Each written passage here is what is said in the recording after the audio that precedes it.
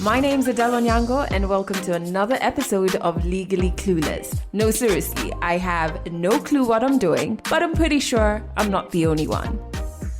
Hey you, welcome to episode 262 of Legally Clueless podcast. Super excited to have you listening to the pod. If you're an OG member, always love. And if you're new to this, audio episodes like this go out every single Monday. You can stream them everywhere you find podcasts and also catch us on Trace FM across East Africa. Mondays and Wednesdays at 1 p.m. and 11 p.m. and Fridays at 1 p.m. Make sure you sign up to be part of our family. That's at legallycluelessafrica.com, and you will be getting very many letters from me. In fact, in the last 2 weeks, I think I've sent out 2 letters. So if you've not signed up, you're missing out. Make sure you do so right now. Head over to our website. There's a link to it in the show notes. Lastly, our favorite corner of the favorite corner of the internet is on Instagram. So join our social media family. We're at Legally Clueless Africa.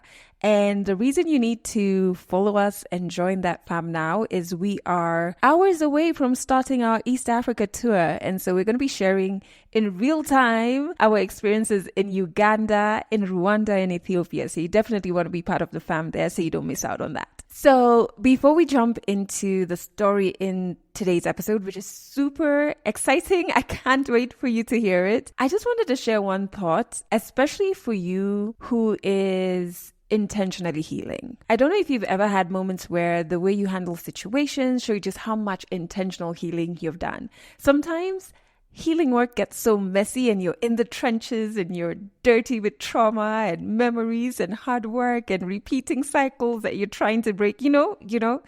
And sometimes it can get hard to see what progress you've made.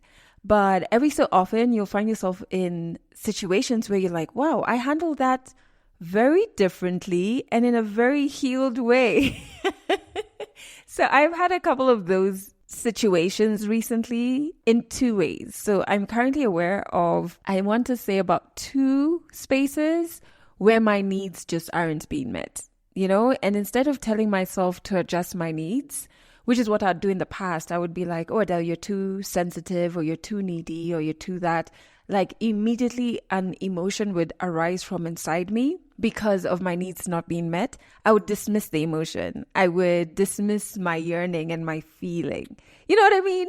And it would also happen, let's say a boundary of mine has been crossed. Immediately the boundary is crossed and my insides react by signaling through giving me an emotion, maybe irritation or anger or hurt or pain. My immediate reaction back in the day would be to dismiss those feelings and just be like, Adele, you're being too sensitive. What I've found now is that doesn't happen anymore. Immediately I listen to my emotions. I acknowledge their presence, I feel them, I process them, and then I make a decision to protect myself, and say, I'm not going to intentionally put you in a space where you feel like this again. And I'm even like tearing up when I talk about it because I've never prioritized my needs like this, It's so powerful to get to that point. And, I have 2 spaces where I'm being signaled through emotion that my needs aren't being met here. And now I'm putting into effect actions to move me out of those 2 spaces. It's like I'm telling myself, I hear you, I love you, and so I'm going to protect you. I recently did this hypnosis thing, which was just so random in the way it happened, but it was guided hypnosis. I don't know if there's unguided, anyway, whatever. This one was specifically trying to connect me back with child Adele, and I didn't intend to cry, and I have lashes on. I don't want them to fall off. And I had to visualize my younger self, and I could, and I felt such immense love for her and protection and holding her close. And I've never been there. I've always looked at myself in the past as being damaged and something's wrong, and when I come from that space, even in spaces where my needs are not being met, I would be grateful for crumbs because I didn't think I was worth anything more than that. And so to get to a point where I'm prioritizing my needs and my feelings, it feels so good. I've also, speaking of situations that show you the healing is working, no matter how painful it is, it's working. I've made such tremendous strides in healing my father wound. Like, for most of my life, I was moving as though my father just didn't exist.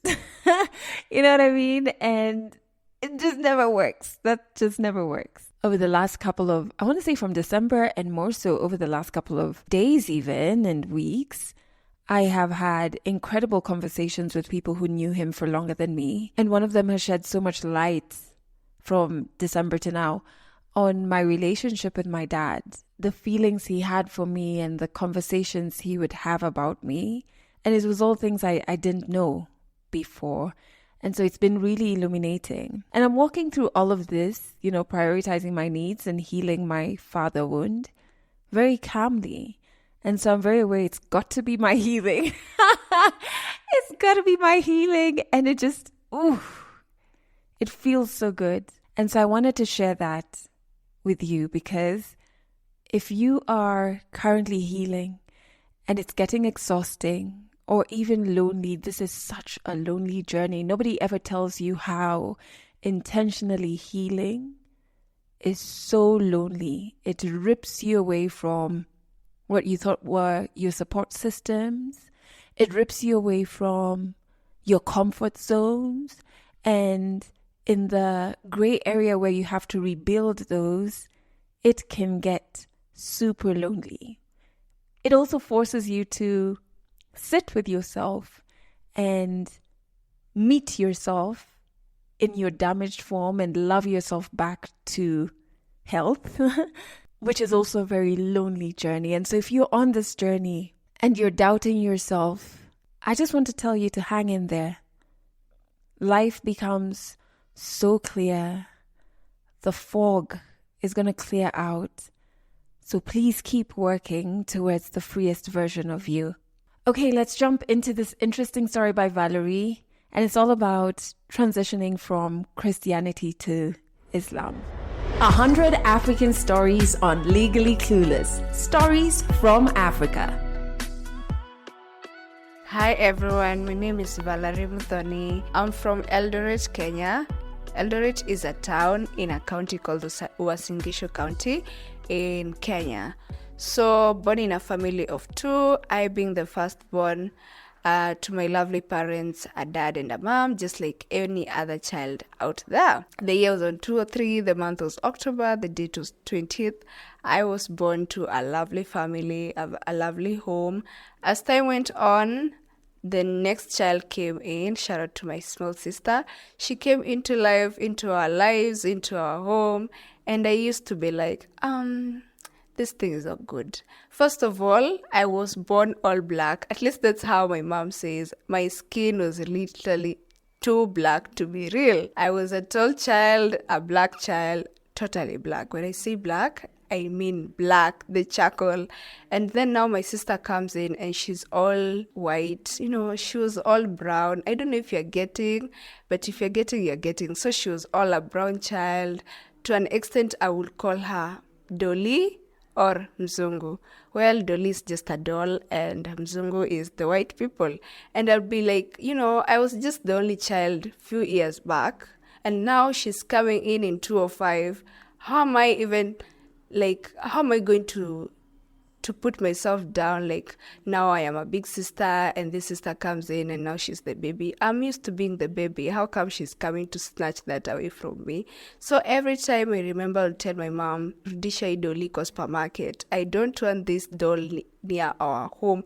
Return this doll in the supermarket. I'm done. When I'll just realize there's nothing like that that's ever going to happen, like the child is here to stay. I used to have this friend in the neighborhood. Her name was Asia. I couldn't have known her name until one day when my mom narrated the story to me. So I had this childhood friend, her name was Asia. Our neighborhood had very few children, so she was the only child in the neighborhood, and her mother was literally Mama Asia. So they were Muslims, and they were the closest neighbors I ever saw my mom interacting with. So every time I'll see the Dolly, who is literally my baby sister, crying and yelling, and all the attention is just placed on her, I'll be like, okay, Mulisema, she's the new baby. There's no way I'm staying in this house. If she's the baby, then let me look for another place to feel like I'm the only baby. It was not that serious. It was just me being a child, wanting a lot of affection and a lot of interest and a lot of concentration being put all on me. I can say I was a selfish child. So I'll run away from home all through the day and all through the evening until my mom now comes for me. Where am I going? I'm going to Kina Asia's house in the Asia's. Or I was a keen child. I liked, when I see something, I'm so curious about it. I want to know, why is it this happening? How is it happening? Why is it happening? Like, I would speak, I would say, like I was a parrot, in short. So going to Mama Asia's home and staying there, I'll notice a lot of things. First of all, their house, how it was decorated. At that time, if you could have asked me what I saw in their house, I could tell you Machokorio on the wall. But literally, as I've grown up, it was just Arabic names on their walls. Yeah, maybe Allah's names. So every time I'll go there, I'll notice them going to prayer. But I never knew they were praying. I just knew whenever this time comes, they bend down on their floors and they start saying Allahu Akbar. So I'll copy them, and it will be my new game whenever I go back home. I want to do that in our sitting room. I want to bow down and just say Allahu Akbar, Allahu Akbar. I don't even know what the meaning of that name is. And my mom will be like, "Kwacha kuchezea maneno za wenyewe." And I'll be like, "Sichezei, I'm not playing with those words. I'm literally just copying them." And my mom will be like, "Stop copying people. You don't even know what they're saying. You don't know what it's meaning. Just stop it." My mom will try her best to beat me up. Like, "Don't go to the neighbor's place. You're coming back with their behavior, and that's not so good. Stick to your lane. Stay in the house."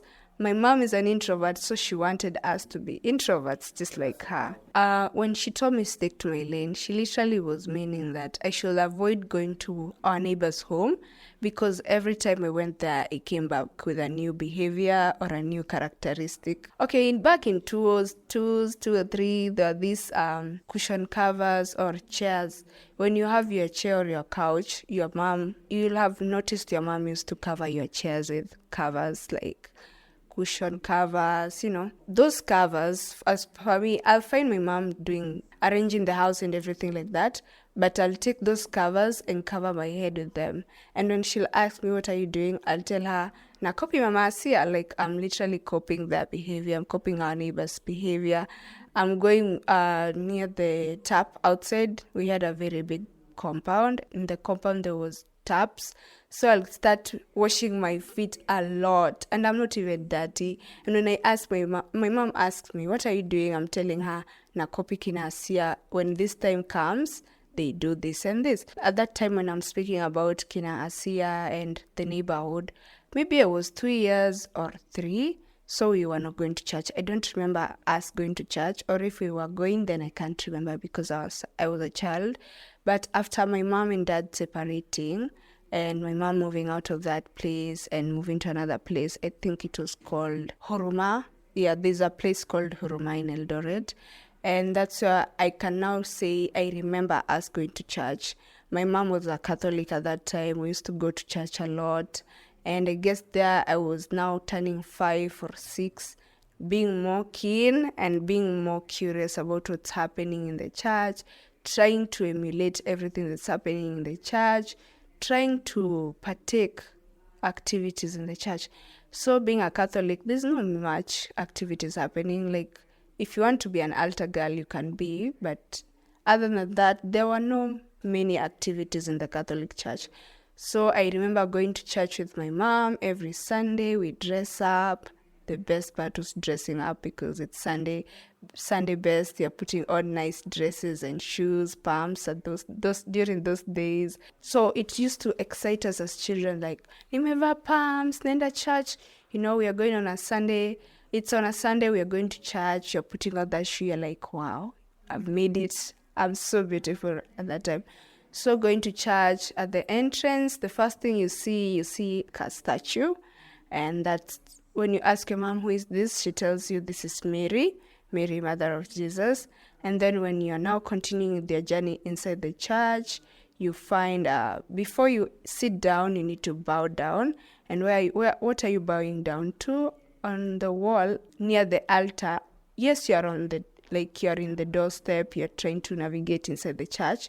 But the first thing you see straight to the altar, it's something like a statue. You'll ask your mom, what's that? She'll tell you that's Jesus on the cross, and you need to bow down to it while you enter inside the church. So I'll be like, okay. And I'll be so ready, let's bow down. So I'll be like this.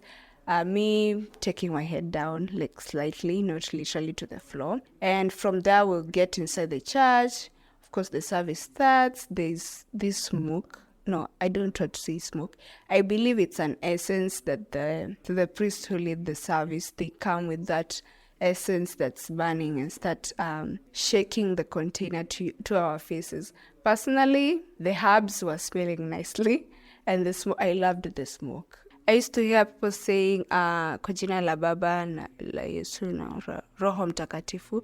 So I'll ask my mom. I was so inquisitive. I'll ask my mom every kind of question, like, why do they say that? And she'd be like, you see, the Trinity, the Holy Trinity, there's the Father, there's the Son, and the Holy Spirit. So I'll be like, and who is God? And my mom would be like, God is all that, 3 in 1. And I'll be like, hey, you're meaning God is 3 in 1? Like, yes, 3 in 1. And I'll be like, okay. And that sentence or that fact really used to shook. Like, I used to be scared just thinking of how big. First of all, I'm a child knowing that God is big.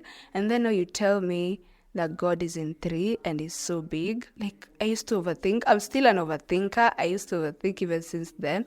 And I used to ask myself so many questions. How come this is possible? How can someone exist 3 in 1? After that, after the Catholic phase, I don't know what happened to my mom. She stopped being a Catholic and moved to another church. And moving to another church, again, I had to ask her questions. So have we moved to another church?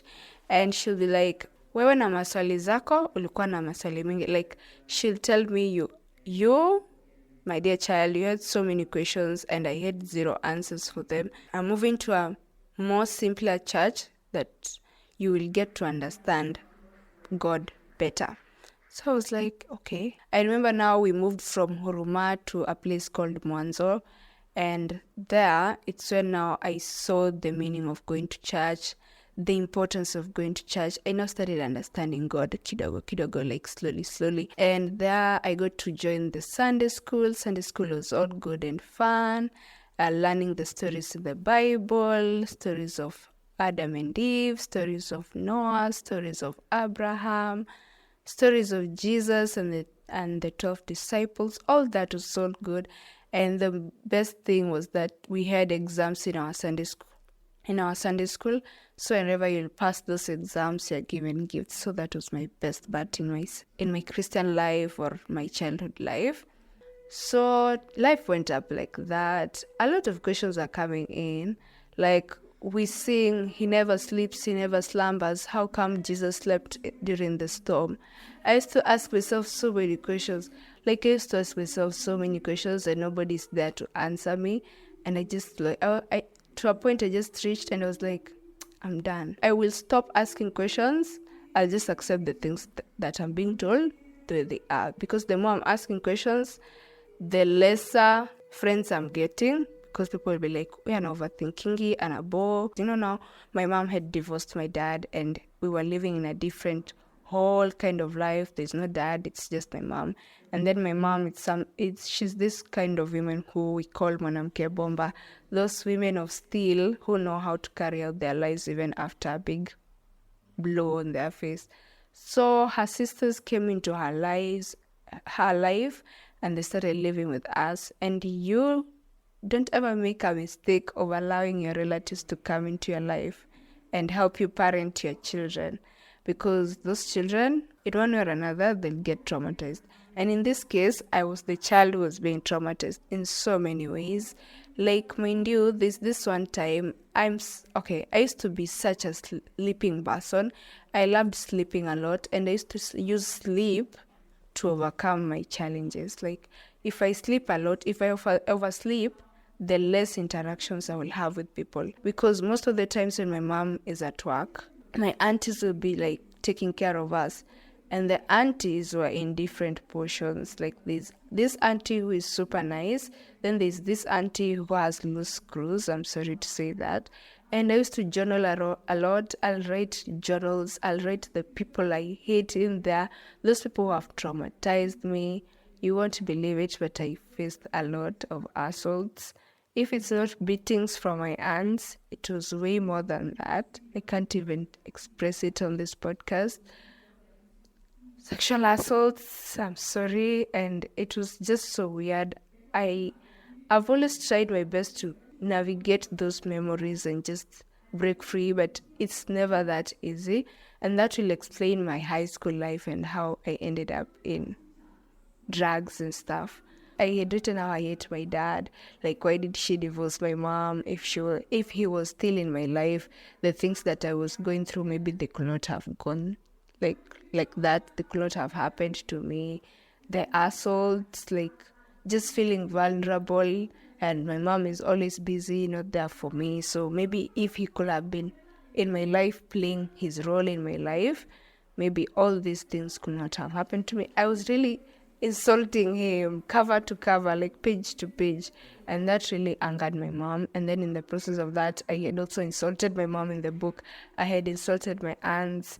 Like, there are things I wanted to tell them face to face, but I couldn't face them, so I chose to put it down on paper. And that's where music came into my life, because I feel like music calms pain.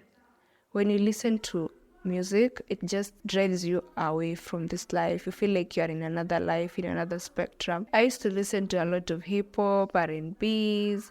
They'll just calm me. Like, if I put my earphones on my ears and just put the volume full blast and choose to sleep, I'll sleep so well, knowing that I'll cry through the lyrics and I'll just sleep. But I was like, I'll try to look for something that will make me break free from this ideologies that people have against me or upon me. And that's why I chose to start writing on music. I'll write music based on mental health, telling myself, shush, dear mind, stop overthinking, just try to live a life of a normal teenager. If I could bring the lyrics here for you to go through them, you'll just realize it was me speaking to myself. So there were these artists like Kambua. During those days, she was really releasing some good songs. And Tasha Cobbs. I told myself, if my mom is not going to be my helper, like, to overcome all these kinds of challenges that I'm undergoing, and I don't have close friends who I can ask help from, then I need to look for a bigger being, a more supreme being. So it's like, yeah, my mom has taught us to pray the Lord's Prayer, has taught us everything to do with prayer and God. So maybe all this time I've been suffering because I've not been having a serious relationship with God. So I was like, okay, I'll start praying to God to help me navigate my life. And maybe through that, I'll start making songs. There's this song called Stand Firm. I wrote it. It was inspired by this verse in the Bible, 1 Corinthians 15, verse 58, if I'm not wrong. It was saying something to stand firm in your faith, in your challenges. So I made the song, and it was really loved by so many people. I performed it in our church.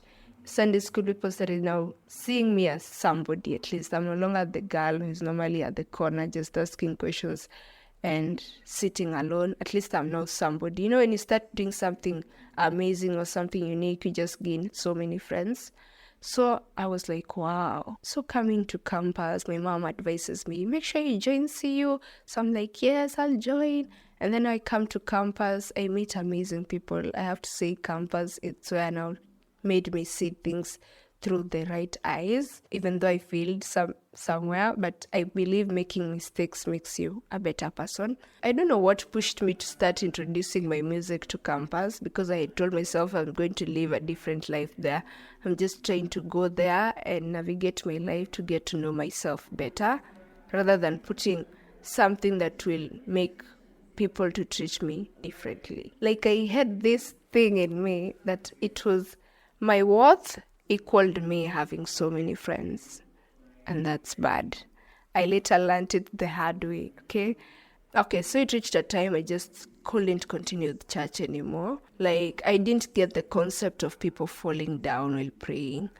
Not now in my school, but when I moved out, because I was trying to move out of school and go to live in a more distant place from this abusive boyfriend, if I could say. Going to other churches, I just feel like I'm not home. I'm not at home. There's this one time I tried to go for Kesha. Kesha is the Friday night prayer in churches, I guess. I just didn't feel it. I didn't feel the conviction of me being there. I didn't feel the importance of me being there.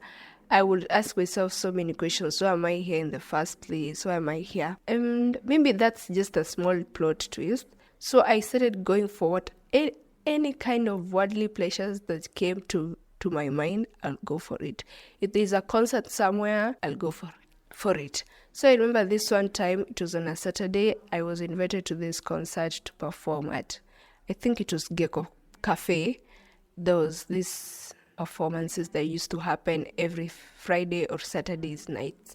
So I got there, my friend would play the guitar and I'll start singing, and it was amazing. And towards the end, the table I was seated with my friend, she's also an introvert. Now people came near that table to come and sit with us, coming to get to know us better. And I remember that was my first encounter with alcohol. I drank that day. Oh my goodness, I drank that day.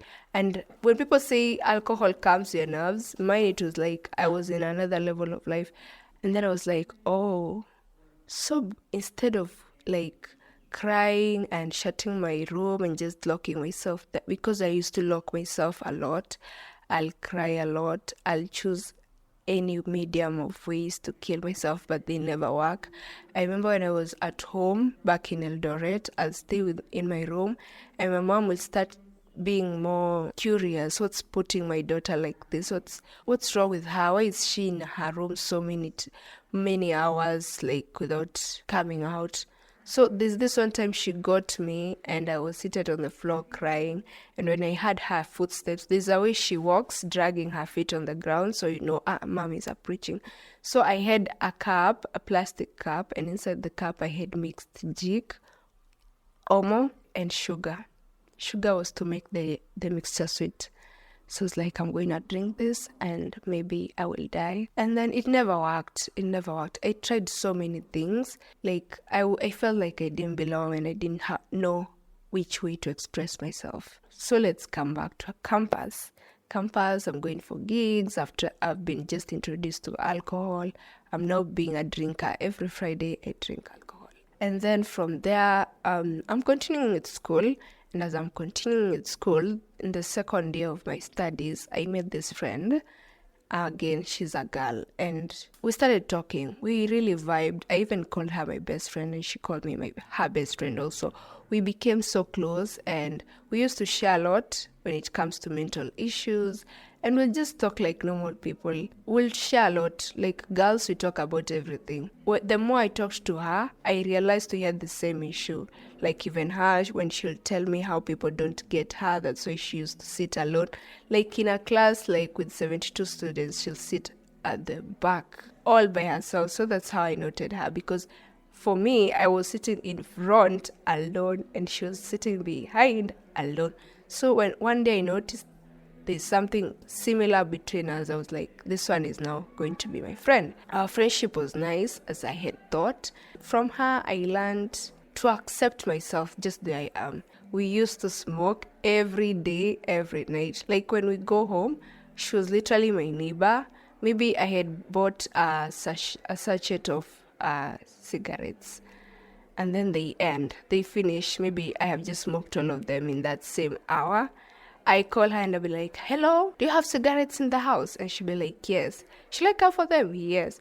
Then when I go there, we smoke. We forget that we were supposed to do assignments. We forget that we were supposed to eat or cook. We just walk and storytell and laugh like mad people. And to us at that time, it was life. We were just living life. We were actually enjoying life. That's what we thought. At least that's what I thought also. The semester came to an end and we parted ways. So everyone goes home, right? And in my house, or in my mom's house back in Eldoret, we are Christians. My mom is a solid Christian. So there is nowhere I'll get drugs, like smoke. That's a Christian home. My mom is a strict person. If you're not going to church, stay at home. You don't have friends. So where are you going? Who are you going to meet? Stay in the house. So she noticed that I also didn't want to go to church. And she will be like, what's wrong? And I'll be like, staki kwenda kanisa. I just don't feel like going there. Whenever I go to church, just don't feel like I belong there. And she'll be like, hey, in her own words, she'll be like, shetani ameanza kuwasumbua akili. Like, you are being tormented by something, you should seek God or something like that. And I'll be like, maybe when time is right, I will go to church. But right now, I'm in this phase in my life that I just don't feel like going to church. And she'll be like, okay. So the quench of missing alcohol, the quench of missing drugs, the quench of missing cigarettes was just unbearable. To an extent, I told my mom, I'm not going to celebrate Christmas with you guys. I just want to go back to my house in Rongai. After all, I've just gotten my ID. It's high time I get a job. So I'm using that excuse so that I can go back to Rongai and be able to use drugs and alcohol and smoke a lot. So my mom says, which kind of a job are you going to seek? And I was like, any job. In one way or another, she bought the idea. So I go back to Rongai. I sign up for January intake, and out of nowhere, January intake is no more. So they tell me I have to wait till May. And that depresses me. Like the littlest things, the tiniest things used to depress me a lot. So I'll be like, hey, it's okay. I'm going to stay in this house till May. What am I going to do? And my mom is like, Ibu, come back home. If they have told you have to remain, you need to go back to school on May, so just come back home. I start looking for jobs. I start asking my friends, have you heard of anyone who's looking for a job? Have you heard of any place looking for a job? And my friends will be like, which kind of job? And I'll be like, any kind of job. So they'll be like, if we hear, we will tell you. So one day I was just chilling in the house an afternoon, and someone calls me and tells me there's a job in one of the restaurants in Nairobi, in this place and this place, you can come for the interview. And I was like, what's my job? What's gonna be my job like? And she was like, if you don't mind, you're going to be a waiter. And I was like, how is the restaurant? Like, how is it? My friend was like, yeah, it's a good place. Come to at this time. So I go for the job, and we had agreed with the boss that I will be paid by the end of every month. So I work for like 4 weeks, and then the February came to an end. And then now I was so clueless. I didn't know who should I ask for the money. I was not told in which mode will I be paid. Is it cash? Is it via my phone? Or how will I ever access the money? Catch more African stories in the next episode of Legally Clueless. That is part 1 of Vallery's story. Part 2 is going to be coming your way next week in next week's episode. But it's so powerful, isn't it? I am always in favor of people asking questions. Always ask why. Even outside of religious or spiritual spaces, be very wary of spaces that don't welcome questions. And even with whatever route you choose when it comes to spiritually nourishing yourself, question the things you're being told by whoever is leading this, and just kind of find your comfort space. I really want to know what your religious, cultural, or spiritual journey has been like. So drop a comment on the platform you're listening to this on. I want to know more. I grew up in a Catholic home. I transitioned out of that in, I want to say 2007 thereabout. And right now I have a very personal spiritual routine and space that is anchored on love, kindness, respect for every single living thing, and paying the sacrifices of my ancestors forward and just being so grateful to them, and so connected to them. I feel so peaceful in this space and so much calm. What's also changed is, yes, I do have reservations on Christianity's intentions, when it landed in Africa, but I can always appreciate that people can find peace in it. I am a firm believer that many things can be true at the same time. So I'm no longer loud and angry about it. I'm kind of just so consumed by my own spiritual peace that I'm not threatened by anybody else's, but I'm also very interested in knowing Africa's history, and colonization and Christianity is a huge chunk of that, Okay, your turn. Let me know your religious and cultural or spiritual journey. Just drop a comment on whatever platform you're listening to this on. And speaking of comments, oh my goodness, I have been forgetting to a big thank you to everybody who drops comments on different episodes. So I want to say a big shout out to Senator Jeb Kemboy, who shared her comments in last week's episode that was all about body shaming. Okay, this is her comment. In high school, I was in the hockey team and I was among the top defenders in my county. In the regionals, I was going to score and I remember a guy saying, "Wewe cheza rugby." I left the field. I'm so sorry you had to experience that, man. I'm sending you so much love. And then there's BMW Maria, who says, I have a similar story to Jay's. I've struggled to get through it for years. I'm glad to know that other people have similar experiences. Thank you for your advice. Thank you, Adele. You're so welcome, Maria. And there's, I don't know if it's Jose or Jose. And you say Jay's story is really interesting. We cause a lot of harm with our words that we think are okay because it's a joke and everyone says it's okay to joke like that. It's not. 100% agree with you. Like, virtual high five to you, Jose, on that note. So thank you so much, guys. It's amazing that you are listening to the podcast, but that you even drop comments and share parts of your life stories with us is powerful. And it's just exactly what I created this space for, to connect all of us. Speaking of connecting, make sure you sign up to officially join our family so you can get sweet little letters from me. Sign up on our website. It's legallycluelessafrica.com. Thank you for listening to this episode to the very end. Next week, part 2 of Vallery's story is coming your way. Until then, I'm sending you so much grace.